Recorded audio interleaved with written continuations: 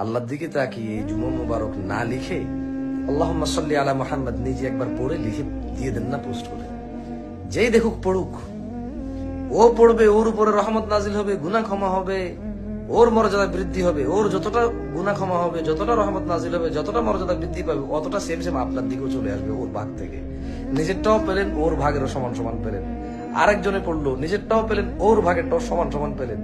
আপনি এটা লেখার পর 10 জনে বলল, আপনি পেলেন 11 বার, বাকিরা একবার একবার বলে পেল একবার একবার। আপনি একবার প্রচার করে পেলেন 11 বার। 100 জনে দেখলে আপনি পেলেন 101 বার। 1000 মানুষে দেখলে আপনি পেলেন 1001 বার। 1 লক্ষ মানুষে জানলে আপনি পেলেন 1 লক্ষ 1 বার। 1 কোটি মানুষ জানলে আপনি পেলেন 1 কোটি 1 বার। আপনি যা শিখাবেন যাকে, সে তা আমল করলে তার নেকি থেকে কমবে না, তবে তার যে নেকি সমান সমান নেকি আপনার হবে। এই জুমা মুবারক বললে কি হবে আমার জানা নাই, সত্যি জানা নাই। কেমন? আল্লাহ আমাদেরকে বুঝার তৌফিক দান করুন।